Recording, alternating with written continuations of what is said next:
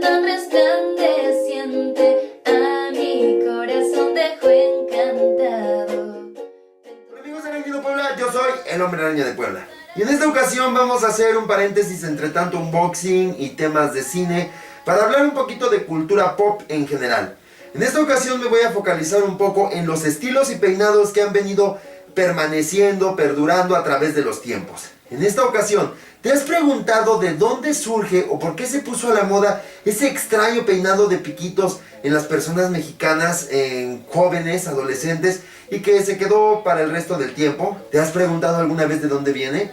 Bueno, aquí voy a formular dos posibles hipótesis de dónde surge este peinado. Así es que comencemos. Como ustedes recordarán, por ahí de los años 40, nuestros abuelos o bisabuelos, para aquellos que tienen el gusto todavía de tenerlos vivos o de haberlos conocido, recordarán que sus peinados de ellos eran muy diferentes a los actuales. La moda antes tenía un concepto muy diferente.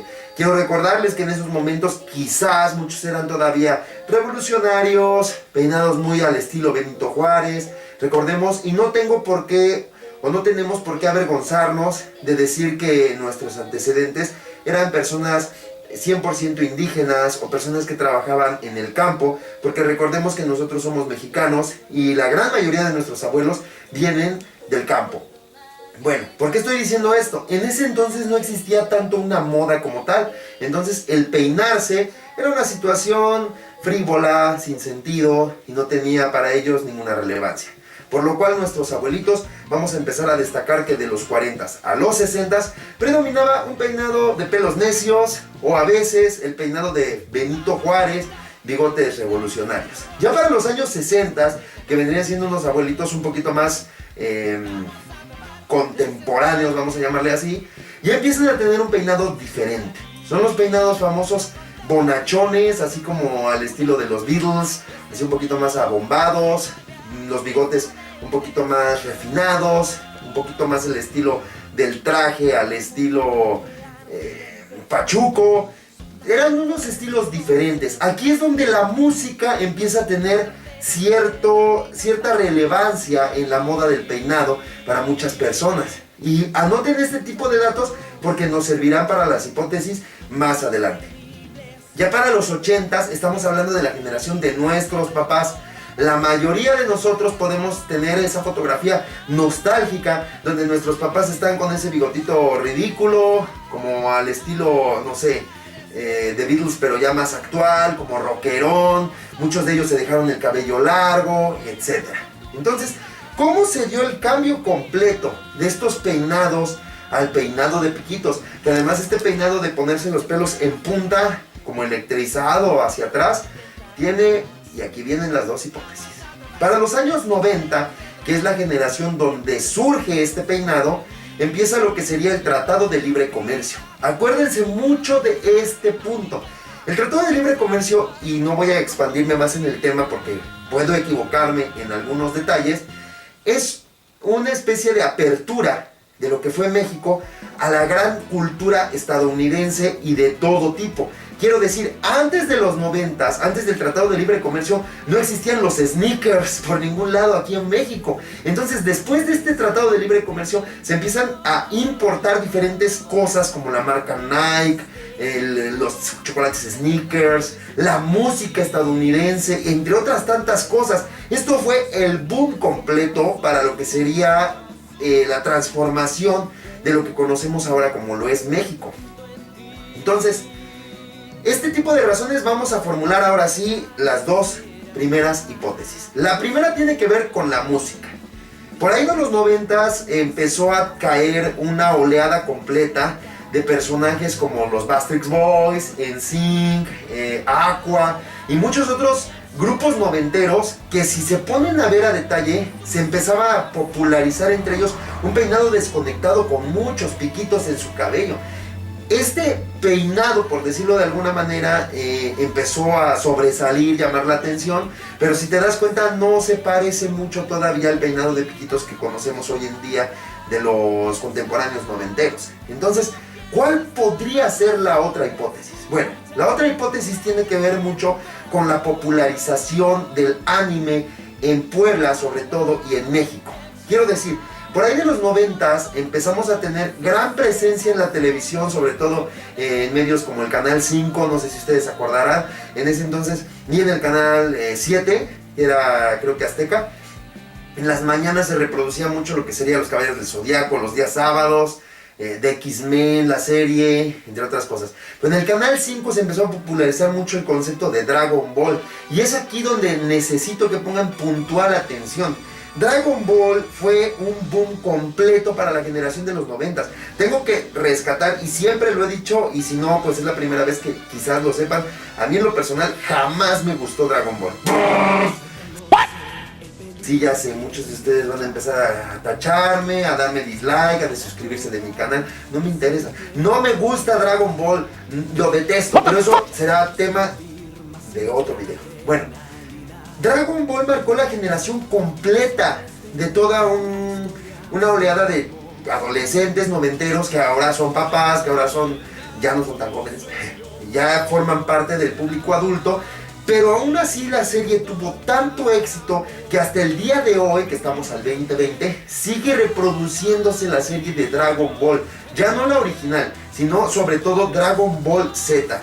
Entonces, ustedes pensarán, ¿qué tiene que ver todo esto de la popularización del anime en México? Que no sé qué. Bueno, muchos de los adolescentes de ese entonces empezaron a adoptar el peinado de piquitos. Óigalo bien, sé que parece una locura, pero esa es otra de las hipótesis que podría ser, y estoy casi seguro que por ahí tiene que ver la situación. Empezaron a adoptar el peinado de puntas por la famosa transformación de Super Saiyajin. Yo ni siquiera sé cuántas fases son de Super Saiyajin, disculpen mi ignorancia por no ser tan fanático de esa cultura de anime, pero cuando se transforman en Super Saiyajin, se les paran los pelos de punta y se vuelven así como rubios, ¿no? Cosa que también para el estereotipo, los estereotipos incluso japoneses ni siquiera tienen nada que ver con la transformación del anime tal cual. Tienen ojos muy grandes, cosa que el japonés no tiene pelo lacio, eso sí tiene un poco que ver con los japoneses, pero nunca se les para de punta de esa manera, ni son rubios. Más bien el ser Super Saiyajin es una especie de emulación a un americano, porque tiene los ojos azules, tiene el cabello rubio, cosa que los japoneses pues jamás van a poder tener, ni los ojos tan abiertos, pero bueno, no sé. Esa es una de las hipótesis más grandes. Y ahora viene el porqué. Mucha de esta oleada adolescente de los 90s, que ahora son adultos, sobre todo en la secundaria, preparatoria, utilizaban los pelos de punta. Y es que nosotros aquí en México, y sobre todo en Puebla, debo decirles que vivimos en una sociedad que siempre ha sido muy broncuda, peleonera. No sé ustedes, pero no éramos tan sociedad de vidrio, o sea, no éramos tan de cristal. Antes, si pasaba algún problema, lo solucionábamos con una situación, una frase muy célebre que decía: te veo a la salida. Y a la salida te esperaban, y era una golpiza horrible, se formaba la ruedita y vámonos, aquí nos vamos a rifar unos buenos golpes. Sinceramente yo nunca fui bueno en eso, pero muchos de mis compañeros sí. Entonces cuando se formaba esto, ahí viene una de las puntos clave por los cuales digo que esto podría ser uno de los orígenes de ese peinado de piquitos, porque cuando ellos se ponían a agarrarse a golpes decían: puedo sentir mi ki. Y yo me quedaba así de: ¿qué? ¿Qué dijiste? ¿Tu ki? ¿El ki? Es que lo que pasa es que en la serie de televisión, cuando se agarraban a golpes, había un medidor, me parece que utilizaba Vegeta, o no sé cómo estaba ese asunto. Creo que tenían poderes extrasensoriales los Saiyajines, y al momento de empezar a agarrarse de golpes tenían un nivel, como quiero creer, como nivel de experiencia en batallas, que le llamaban ki. No sé ni cómo se escribe, por aquí lo voy a estar investigando. Ki, ¿qué ki? Bueno, así como lo oyen de ridículo, y seguramente muchos de los que son de la oleada de los 90 lo recordarán, y hasta se han de estar riendo, porque no es posible que en un partido de fútbol dijeran: puedo sentir tu ki, o vas a sentir mi ki. Que, perdón por la expresión, pero qué ridículo. Sin embargo, es real. Tengo pruebas fehacientes de que muchos de mis compañeros de esa oleada decían esa frase tan ridícula. Es más, a veces, como se empezó a poner muy de moda el Kamehameha, Así decían ellos también para de repente soltar algún golpe. Que es muy raro porque, por ejemplo, en ese entonces todavía estaba muy de moda lo que serían los videojuegos en consola, bueno, perdón, en arcade, lo que sería la maquinita, como tal, aquí les llamamos maquinitas, del videojuego Street Fighter, por ejemplo, The King of Fighter. Menciono estos dos porque Street Fighter era como Marvel contra Capcom, que era el más famoso que en ese entonces en los arcades se jugaba. Y, por ejemplo, Ryu, que es uno de los personajes jugables, decía algo así como Hadouken, y era como muy parecido al Kame Kameha, pero como nunca hubo una serie, o al menos no visible en la televisión abierta, nadie decía Hadouken, muy pocos, ¿no? O también así cuando lanza el puñetazo en el aire, que es Shoryuken, una cosa así, lo mismo, ¿no? Sin embargo, también hubo una gran popularidad en lo que es el videojuego de King of Fighter, ¿no? En donde, por ejemplo, los que recuerdan mucho el arcade, salía el jefe final que era Rugal, y el que seleccionara a Rugal tenía como que otras preferencias sexuales, voy a decirlo así. Antes en la sociedad que no era de cristal, así se decía. Bueno, y otro de los personajes principales era Yori. Y este personaje tenía un copetazo así como una especie de fleco rojo. También mucha gente en la secundaria utilizaba así la camisa, que pues nosotros íbamos de camisa a la secundaria y de corbata. Bueno, pues se abría la camisa, pues casi hasta el pecho. Tan solo el look completo de Yori es uno de los looks más populares en las colonias y en las zonas de juntas auxiliares de aquí de Puebla. Más socorrido, los zapatos en punta, los pantalones, porque ellos de una forma inconsciente creen que se ven como esos personajes.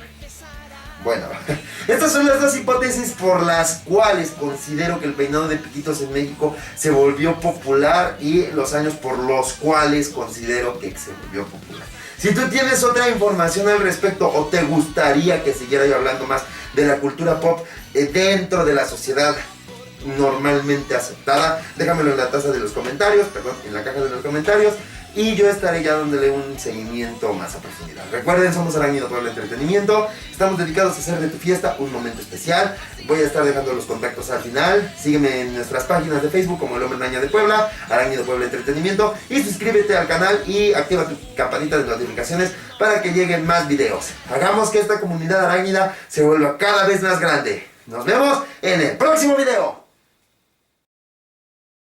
What the fuck?